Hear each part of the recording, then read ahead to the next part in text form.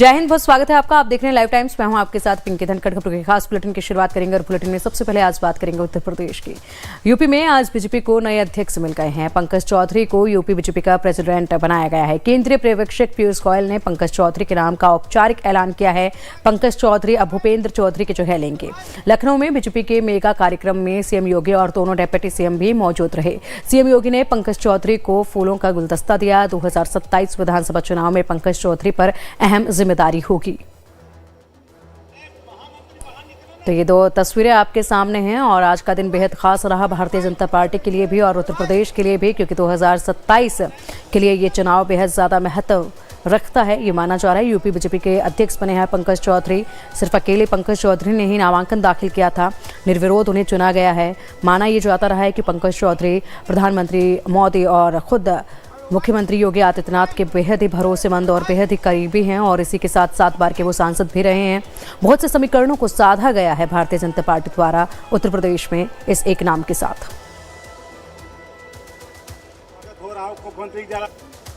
ये उत्साह के संगठन पर्व में आज दिनांक 14 दिसंबर 2025 के शुभ अवसर पर मुझे बड़ी प्रसन्नता हो रही है यह घोषित करते हुए कि सर्वसम्मति से भाई पंकज चौधरी जी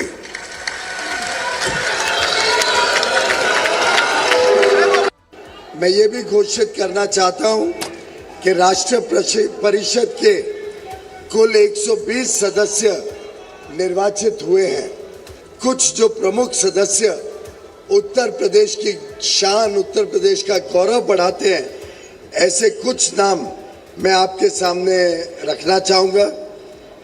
सर्वप्रथम हम सबका सौभाग्य है कि उत्तर प्रदेश के राष्ट्रीय परिषद में सम्मिलित सदस्यों में भारत के यशस्वी प्रधानमंत्री माननीय श्री नरेंद्र मोदी जी वाराणसी से, भारत के रक्षा मंत्री माननीय श्री राजनाथ सिंह जी लखनऊ से,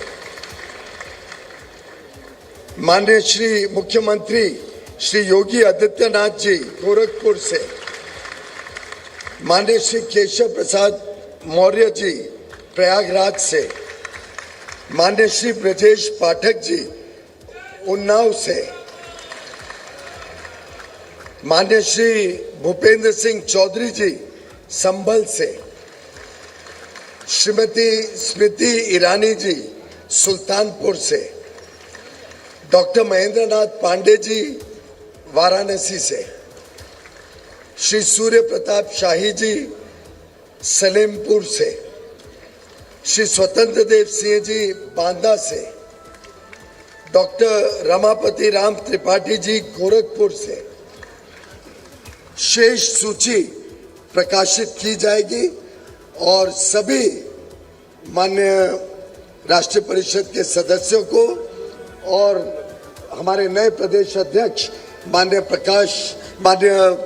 पंकज चौधरी जी को दिल की गहराइयों से मैं अपनी बधाई देता हूं। बहुत बहुत धन्यवाद। सीएम योगी ने पंकज चौधरी को यूपी का नया अध्यक्ष बनाए जाने पर बधाई दी है। कहा है कि पंकज चौधरी का अनुभव संगठन के बहुत काम आएगा। उत्तर प्रदेश के अंदर हमारे चुनाव की प्रक्रिया संपन्न हो रही है और एक अनुभवी कार्यकर्ता को उत्तर प्रदेश के प्रदेश अध्यक्ष का दायित्व मिलने के साथ ही उत्तर प्रदेश के अंदर अब नए गति के साथ सरकार और संगठन मिलकर के आदरणीय प्रधानमंत्री जी की मंशा के अनुरूप आगे बढ़ने के संकल्प के साथ बढ़ पाएगा। इस दौरान मुख्यमंत्री योगी आदित्यनाथ ने अखिलेश यादव पर बड़ा अटैक किया और कहा कि आज यूपी दंगा मुक्त है। आम जनमानस के लिए सत्र के पहले जो प्रदेश उपद्रवग्रस्त था, आज उत्सव पर्व के रूप में उत्तर प्रदेश में मनाया जा रहा है। कोई सोचता था सत्र के पहले कि अयोध्या में श्री राम जन्मभूमि पे भगवान राम लला का भव्य मंदिर बनेगा, अयोध्या दुनिया की सुंदरतम नगरी बनेगी, आज तो कोई हमारी अयोध्या पे प्रश्न नहीं उठाएगा। आज कोई राम भक्त पर उंगली नहीं उठा सकता, नहीं उठा सकता। 17 के पहले जब भी कोई भाजपा का कार्यकर्ता, विचार परिवार का कोई कार्यकर्ता कहता था रामलला हम आएंगे, मंदिर वहीं बनाएंगे, लोग कहते थे अरे देखो ये सब इनका ऐसे ही नारा है। कोई सोचता था। पहले बिजली नहीं आती थी, क्योंकि 17 के पहले जो लोग प्रदेश की कमान जिनके हाथों में थी वे अंधेरे में रहने के व्यस्त थे, क्योंकि डकैती तो अंधेरे में ही पड़ती है, इसलिए बिजली नहीं दी जाती थी। हम लोग जब 17 में आए थे तो ऊर्जा मंत्री के रूप में पीयूष जी थे। पीयूष जी आए थे अप्रैल में, 2017 अप्रैल में। इन्होंने कहा कितनी बिजली मिलती है, पता लगा 3 से 4 घंटे। इन्होंने कहा नहीं, इसको आपको बढ़ाना पड़ेगा। हमने कहा हम 24 घंटे बिजली देना चाहते हैं। सीएम योगी ने एसआईआर पर विपक्ष के सवालों का भी जवाब दिया। सीएम योगी ने कहा कि एसआईआर से सारे फर्जी नाम हटने चाहिए, जिनके नाम छूटे हैं वो अपने नाम जुड़वा सकते हैं। वर्तमान में भारत निर्वाचन आयोग के द्वारा एसआईआर की कार्रवाई हो रही है। उत्तर प्रदेश की आबादी है 25 करोड़। कितनी है? 25 करोड़। 25 करोड़ की आबादी में मतदाता सूची में नाम होने चाहिए कुल 64%। अब 18 वर्ष से ऊपर का मतदाता सूची में नाम होना चाहिए, तो ये संख्या होनी चाहिए 16 करोड़। और मतदाता सूची में एसआईआर के बाद जो मतदाता सूची में नाम आए हैं वो कितने आए हैं? 12 करोड़। ये जो 4 करोड़ का गैप है, ये मिसिंग है, ये आपका विरोधी नहीं है। इसमें से 85 से 90% आपका मतदाता है।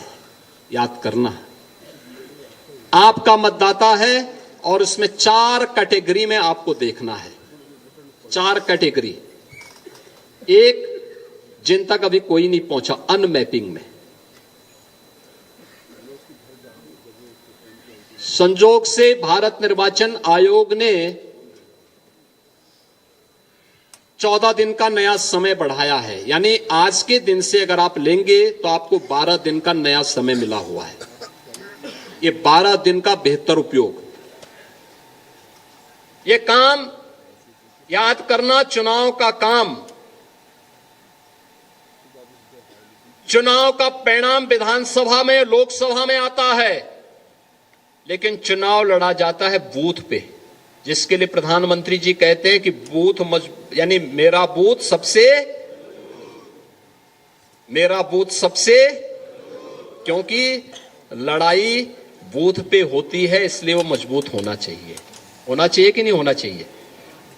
अब मैं आप सबसे कहूंगा, अब ड्राफ्ट सूची आ रही है आपके पास, आने लग गई, उसकी नकल मिलने लग गई, उसका एक बार अवलोकन कर लीजिए। और ये बूथ पर वो कोई भी पदाधिकारी, राष्ट्रीय पदाधिकारी हो, प्रदेश का हो, क्षेत्र का हो, जिले का हो, मंडल का हो, शक्ति केंद्र का हो, ये सभी लोग अपने बूथ की मतदाता सूची को एक साथ मिलकर के अवलोकन करें। एक बूथ पे बहुत होंगे, 250 से लेकर 250 तक घर होंगे। आसानी से वहां का कार्यकर्ता ये देख सकता है कि कौन छूटा है, कौन फर्जी है, कौन मृतक है, कौन शिफ्टेड है और कौन यहां से जा चुका है। ये सब कुछ जानकारी ले सकते हैं। 4 कॉलम आपको मिलेंगे इसमें, एक अनलैपिंग का, एक मृतक का, एक अनुपस्थित यानी एब्सेंट का और एक शिफ्टेड का। कौन शिफ्ट हो चुका है, इसकी भी सूची होगी। उन नामों को अवलोकन कर लीजिए।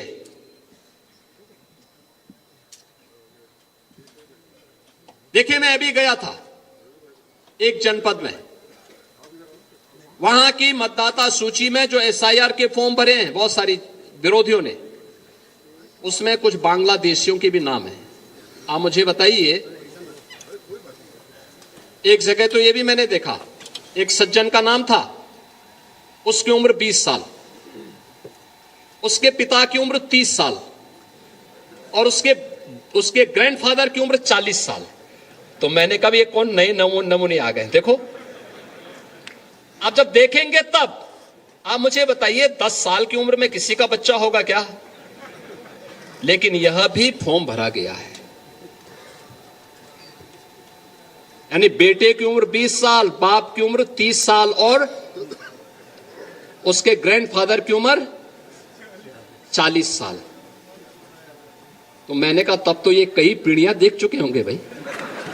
आप मुझे बताओ, अगर सबसे बड़ा व्यक्ति 90 साल का होगा तो इताई उससे पहले तो कई पीढ़ियां होंगी। वो तो पूरा गांव ही एक परिवार बसा देगा, एक ही परिवार गांव बसा देगा। हमें इस समय उसको देखना होगा। ये भी फर्जी हुआ है। नाम कहां से? पश्चिमी, यानी उसमें दिनेजागपुर, नौगांव असम, और मतदाता बने हैं संभल में। क्या मतलब है?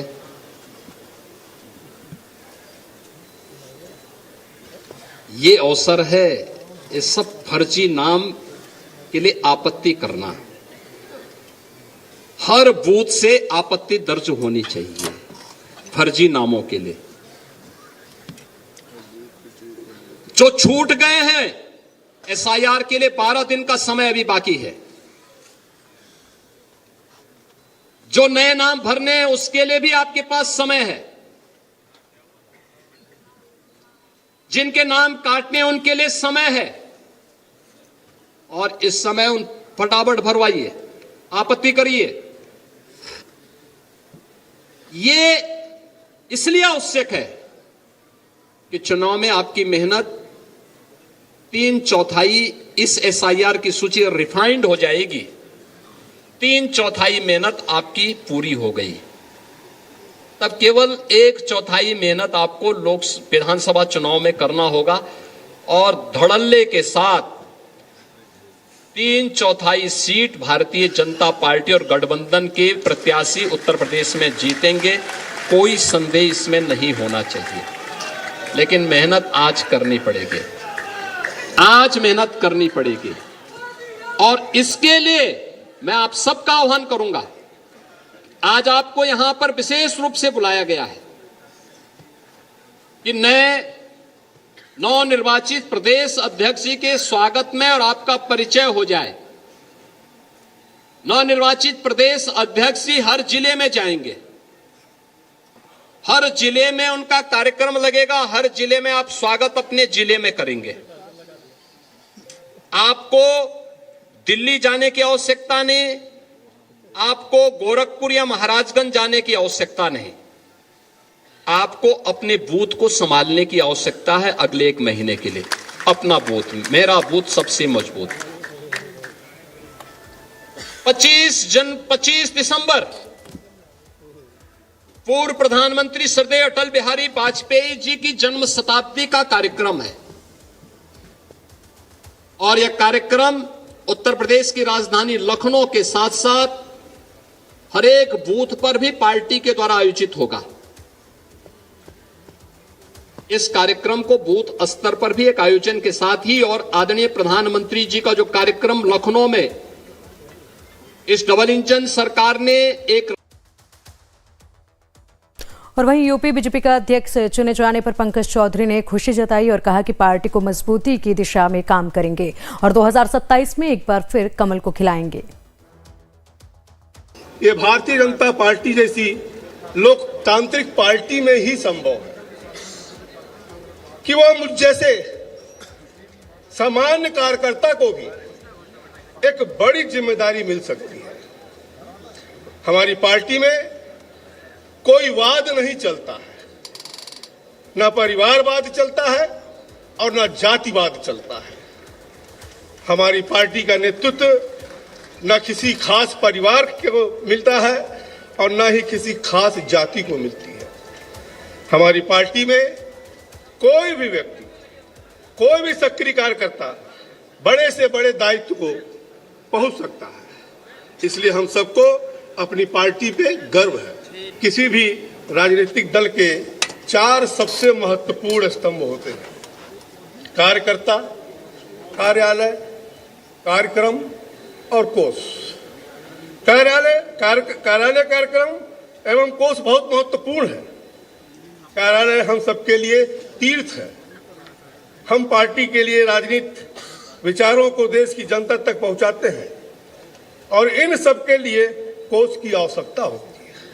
लेकिन इन सब से महत्वपूर्ण है कार्यकर्ता, कि अगर डेडिकेटेड कार्यकर्ता नहीं है तो बाकी चीजें व्यर्थ है। साथियों, मैं महाराजगंज के कार्यकर्ताओं से हमेशा कहता हूं कि कार्यकर्ता ही मेरी सर्वोपरि है, वो मेरा बल है और मेरी पूंजी भी है। और मैं 1991 से लेकर 2024 तक के सभी चुनाव अपने कार्यकर्ताओं के दम पर लड़ा है।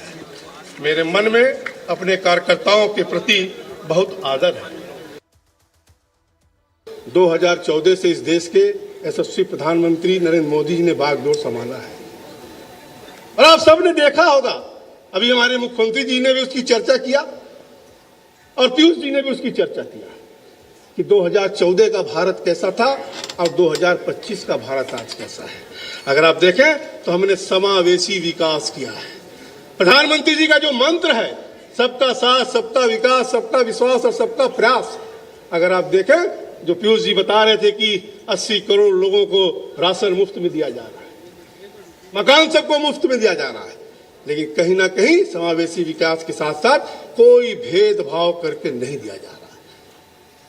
जो दीनदयाल जी की अंत्योदय की सोच थी, उस दीनदयाल जी के अंत्योदय को सोच को पूरा करने के लिए प्रधानमंत्री जी उस अंतिम व्यक्ति को उसके आम जीवन में जो आवश्यक चीजें हैं उसको कहीं ना कहीं देने का प्रयास मोदी जी ने किया। मित्रों, गरीब को क्या चाहिए? गरीब को एक मकान चाहिए, मकान में एक शौचालय होना चाहिए, बिजली का कनेक्शन होना चाहिए, पीने के पानी की व्यवस्था होनी चाहिए, गरीब आदमी है तो उसको राशन मिलना चाहिए, बीमार हो जाता है तो दवाई की व्यवस्था होनी चाहिए, गरीब आदमी है तो कहीं ना कहीं उसको सहायता के रूप में किसान सम्मान निधि भी सरकार हमारी दे रही है। मुझे रूल नहीं करना है बल्कि रोल अदा करना है। एक समन्वयकारी का रोल अदा करना है, समाधान खोजकर्ता का रोल अदा करना है, एक मुखिया का जो पूरे परिवार को एक साथ लेकर के चलता है उसका रोल अदा करना है। मुझे पूरे उत्तर प्रदेश भाजपा परिवार को एक साथ लेकर के चलना है। मेरे नेतृत्व के मूल मंत्र रहेंगे संगठन, संपर्क, संवाद और समन्वय। संगठन मेरे लिए सर्वोपरि है। संगठन का जो भी आदेश है वो हमारे लिए सर्वमान है। संपर्क और संवाद के माध्यम से संगठन को लगातार मजबूत करना है और पार्टी के विचारों को लगातार जनमानस तक पहुंचाते रहना है। यह अनवरत चलने वाली प्रक्रिया है। आपके और सरकार के बीच समन्वय, आपकी बातें, आपके विचार एवं आपकी समस्याएं सरकार तक पहुंचाने की जिम्मेदारी मेरी है। यूपी के डिप्टी सीएम केशव प्रसाद मौर्य ने कहा कि यूपी में बीजेपी 2027 का भी रिकॉर्ड तोड़ेगी। प्रदेश के नवनियुक्त अध्यक्ष, नवनिर्वाचित अध्यक्ष माननीय पंकज चौधरी जी के नेतृत्व में पूरी सरकार और संगठन, सारे लोग आपके साथ कंधा से कंधा मिला करके काम करने का कार्य करेंगे।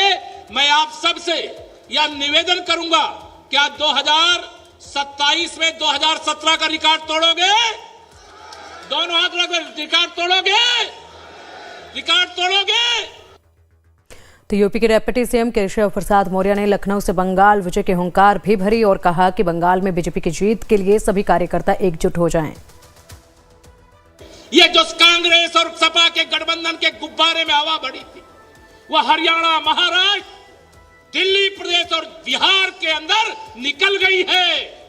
अब तो उत्तर प्रदेश की विजय से पहले पश्चिम बंगाल की विजय का भी ऐलान है। आप सब कार्यकर्ता हनुमान जी की तरह शक्तिशाली हो मेरे मित्रों।